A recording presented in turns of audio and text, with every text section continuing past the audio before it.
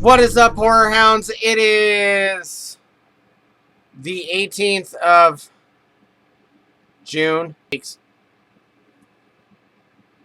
Oh my god. Hold on one second, you guys. Hold on. Ugh. That's better. Anyways, I meant to post a video last week, and because we didn't get very many horror movies watched, I just pulled what was off the shelf. So that video I'm going to edit tonight as well, and you'll be able to see all of that. Anyways, tonight we're going to do 5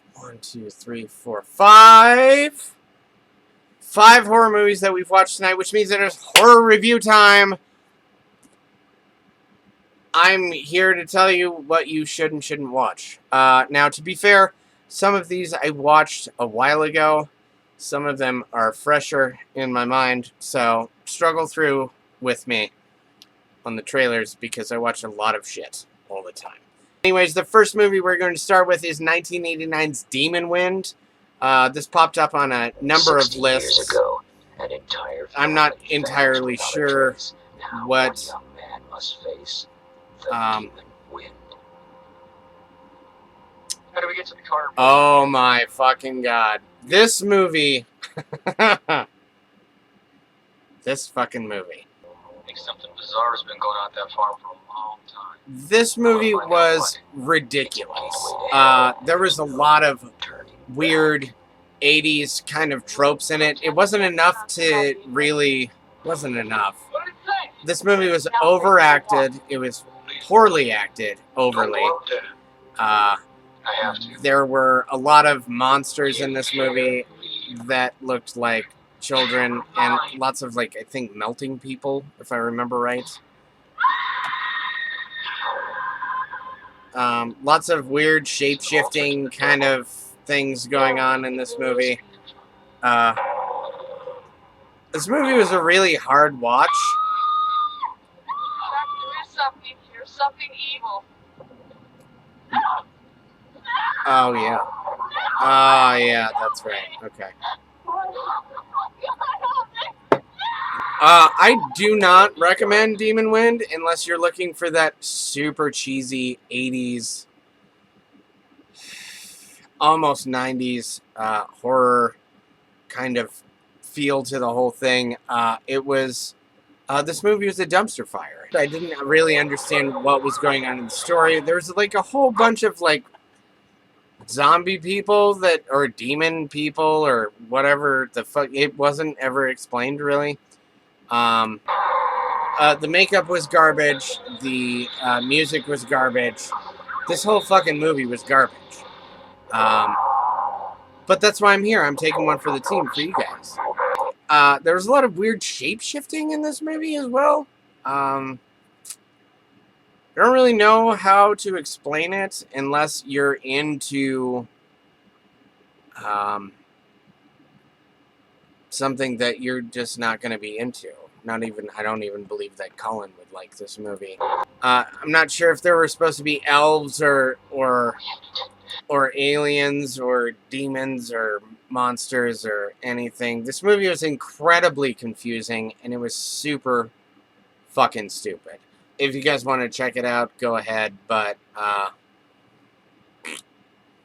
it's going to be The Mandela Effect, which I don't know if you guys know or not about The Mandela Effect. I'm sure most of you do because you're subscribed to my channel. There's this thing when you feel like the past has been altered in some way, but everybody else pretends like it's okay. Or that it's always been that way. Like Jason Walters pointed out to me once, the Berenstain Bears. It's Berenstain Bears? No, it wasn't. Or, what color are Sonic the Hedgehog's arms? Can you guys tell me that? Or how about the Monopoly guy, the guy in the Monopoly box? What does he have on his person? What does he have primarily on his face? I might be wrong. Anyway, so this movie is basically this guy and his wife lose their daughter, and it's horrible. It's horrible. Hobbs. Here's Hobbs, everybody. Oh, look at him. Isn't he adorable? Oh, boy. He's going to talk us through the Mandela effect. Not really. Get the fuck out of here. This guy and his wife lose their daughter. This guy and his wife lose their daughter, and he starts noticing... He's talking to Great Value Morgan Freeman. He starts investigating the Mandela effect and everything, and he starts kind of losing his mind a little bit. There's a lot of... Right there. Right there. Bernstein Bears? I don't think so. The whole premise of this movie is this guy is trying to figure out a way to undo his daughter's death, which is, I mean, it's, you can't fucking do that. The way that his The Mandela effect. research goes is basically how the way that all of our research goes when it comes to this kind of like weird, like, well, that's wasn't there before, right? Was it not? We're sliding. Right now. Parts of this movie were kind of cool, but parts of it were also unbelievably fucking ridiculous. I mean, that's super cool, right? Like, What's going on? it took a, at least in my opinion, a very serious premise, and it turned it over and made it fucking silly. It's very odd, and it's very, I don't know. I mean, if you guys want to check this movie out, you should, and if you don't, then don't. There's a lot of, there's a lot of conspiratorial undertones in this movie. I wouldn't really classify it as horror, but I mean, I don't know. Both me and my wife watched it. I believe both of us fell asleep through it the first time. So if that's any indicator, maybe not. Not worth it. Not worth my time. Anyways, it might be worth you guys' time. It might help you ease yourself into the whole conspiracy theory, and there's a whole lot of shit going on in that aspect with this whole thing. But that's not what we're here to talk about, is it? No. It's called Our House. You guys were gonna have to struggle with me here. I think we watched this last week. Let's do this. Imagine a world where your phone never dies, where appliances come without plugs. Okay, alright, got it. Premise of the movie is... Hold on.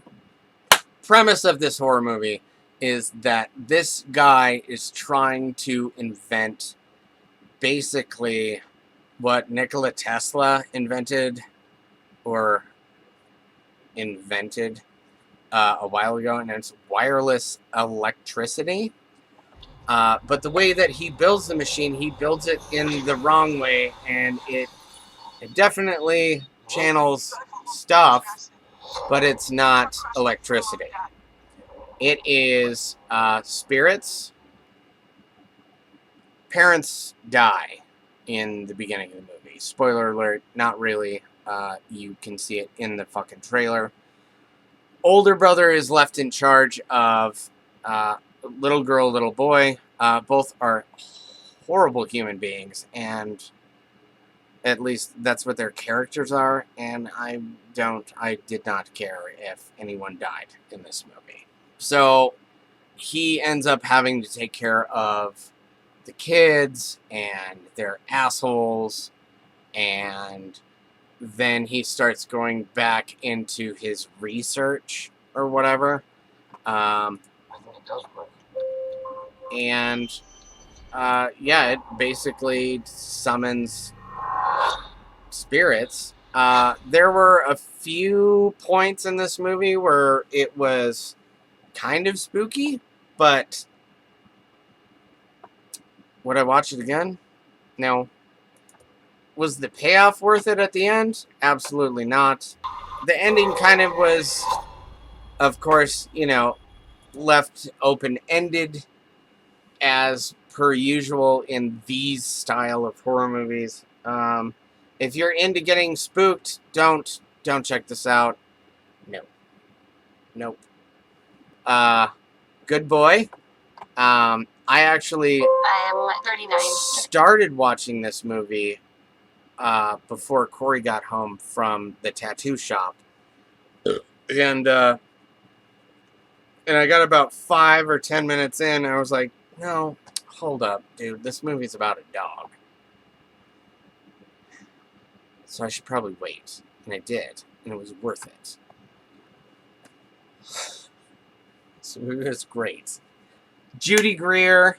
You guys might know her from Archer or Arrested Development or some of the other shit that I don't watch that she's been in. So she's this single lady, and she's had a lot of bad luck with like dudes and dating, and she's getting older, and she's doing these hormone treatments now to save her eggs and stuff, and it feels like the whole movie is a slow descent into madness because of the chemicals that she's putting into her body, but it's not. So she ends up being told that a good thing for her to do is get a dog to be her emotional support dog. And she does, and this dog is so fucking cute, I could puke. Things progress very quickly with the way that the dog behaves, and there are murders, accidents that happen. We really had a great time, and Steve Guttenberg's in it. Like, hey Steve, where the fuck have you been this whole time?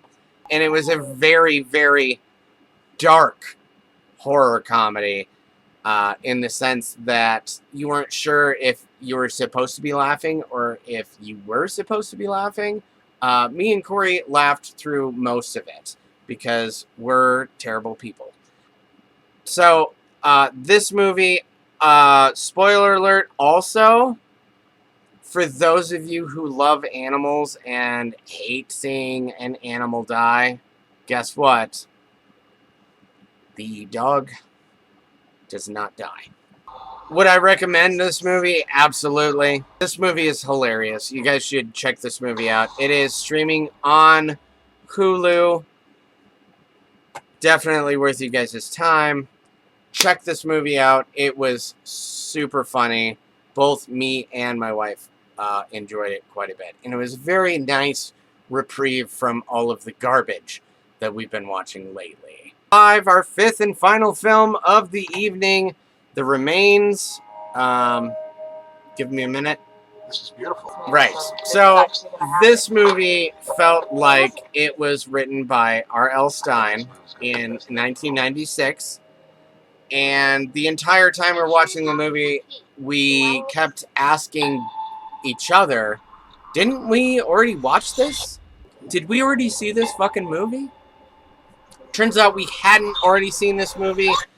It's just that the premise of this movie has been so recycled that it felt like we'd already seen it.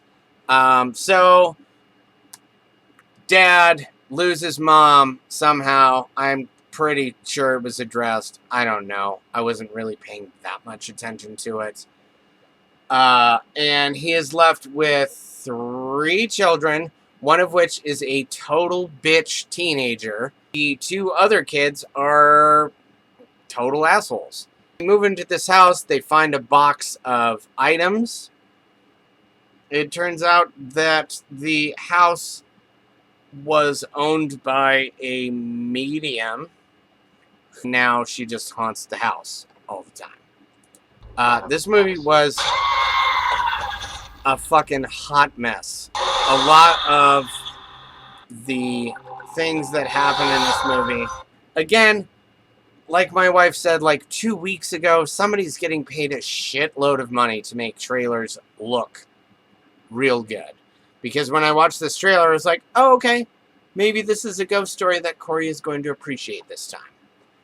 And it wasn't, because it was a fucking dumpster fire. This movie sucked a dick. Do not recommend. Do not watch.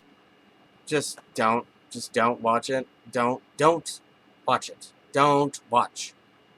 Uninspired. It was completely unoriginal. And it had no scary points to it at all. There was not a single jump scare in it that would have gotten even the most timid of horror fans. Anyways, that is it for me for tonight. Do not forget to like, share, and subscribe. Hit the fucking bell button over here.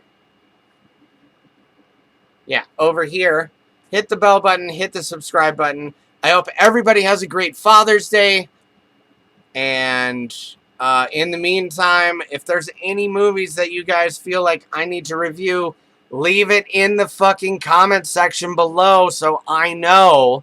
Subscribe, like, share, bell button. Don't forget about Retro Access Deluxe. We are still working on new content for you guys. We're going to take things, I think, in a different direction, and it's going to be real good. I'm done for the evening. I will see you guys in the future.